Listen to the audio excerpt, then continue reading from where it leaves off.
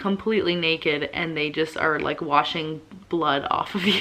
Just not like the movies at all. So worth every little bit of pain.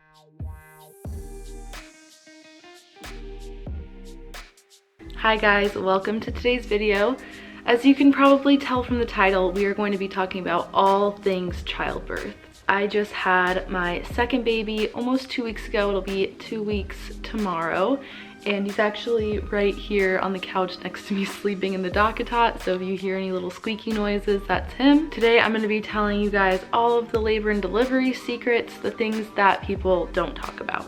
Just to share a little bit about me, if you've never seen my face before, my name is Catherine. I make motherhood and lifestyle videos. I have a 2-week-old, like I said, named Waylon, and an 18-month-old named Lincoln. Two very different births. Before this intro gets too long, let's just get into the video because I have a long list to share with you guys.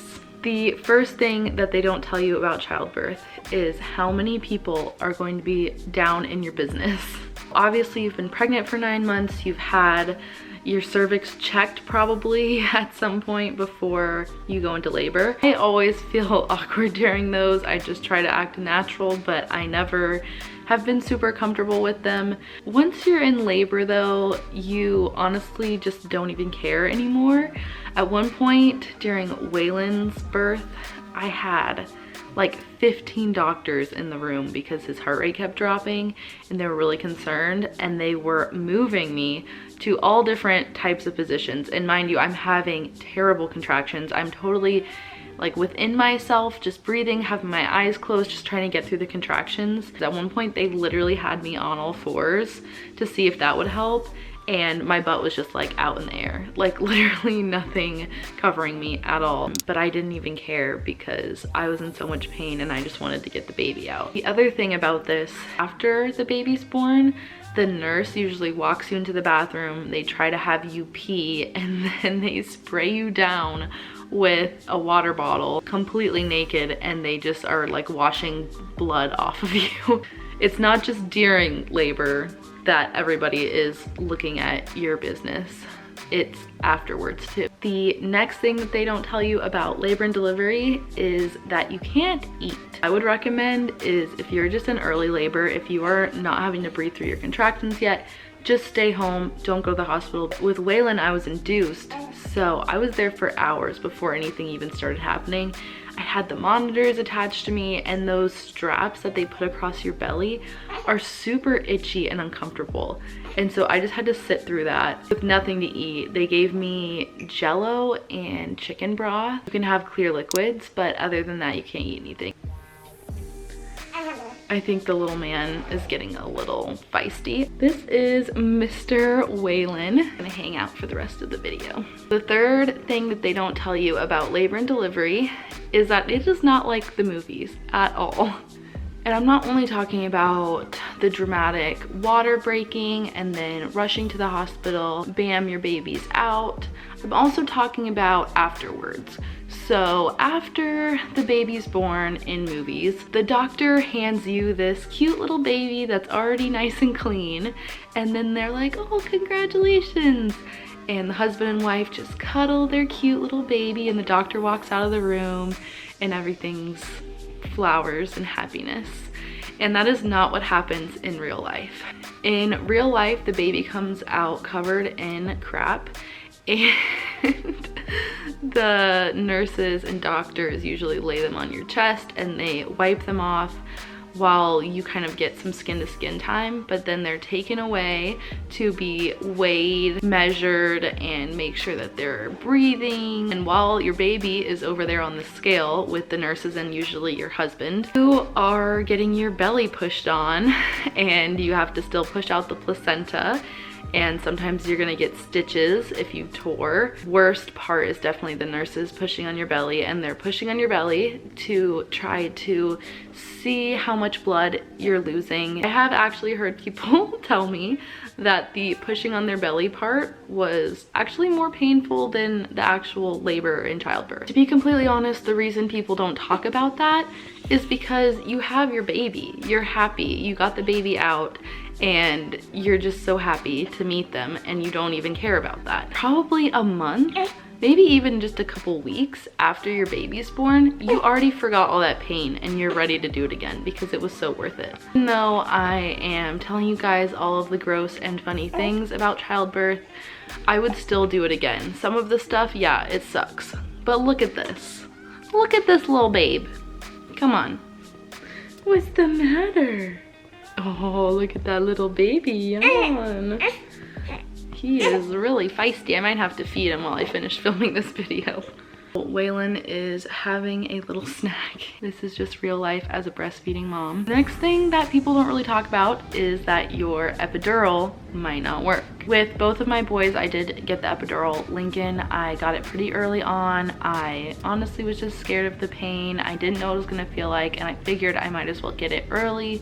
That's what the nurses were recommending to me, so that's what I did. It worked for a few hours, and then I started feeling everything on the right side of my body.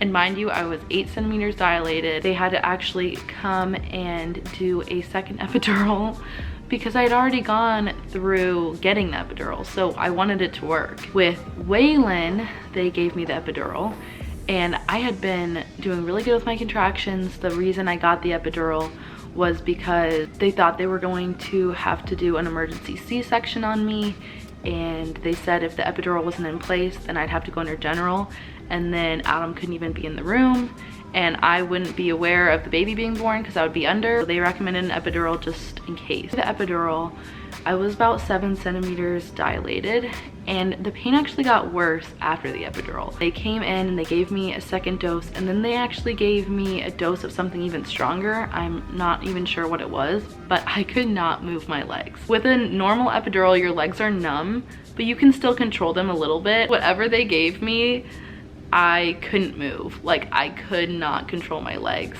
It was like the craziest feeling. The next one is that when you stand up after childbirth, it's gonna look like a dang crime scene. There is so much blood. Like I said, the nurse takes you to the bathroom, and when you pee, a lot of times they'll make you catch your pee so that they can measure how much fluid that you're outputting or whatever. And I remember peeing in the little hat thing, and it was just full of blood. Like, it was literally red. You couldn't see any pee, it was just blood. So hopefully all of you mamas out there that are getting ready to go through labor and delivery, hopefully you're not squeamish, because there's gonna be a lot of blood. Next thing that they don't talk about is that nothing goes according to plan. If you are gonna have a birth plan, have a very relaxed birth plan. You do not wanna go into labor with a mindset of this is exactly what's gonna happen, and you've envisioned how it's gonna go, and this is what you want to happen, because a lot of times it just doesn't happen the way you want it to and the way you think it's going to. Another thing that they don't tell you about is your water breaking. It's not always gonna happen, like I said, in the movies when it's a big gush and you rush off to the hospital and there's your baby. A lot of the time they actually break your water for you in the hospital. That's when things really gear up and things really start getting serious. When they broke my water with Waylon, we're so surprised, and I had been told that my fluid was high and I had been measuring a week ahead. When they broke my water, it broke for like 10 minutes straight. I'm not kidding. It poured out all over the floor. It went through that bed. It went through all the sheets and all the pads under me. And they said that they had never seen that much fluid before come out in their life. Lincoln, I had no real signs of labor. I thought I was having contractions the night before. I went to the hospital. I had been a 3 and I was still a 3. I wasn't moving.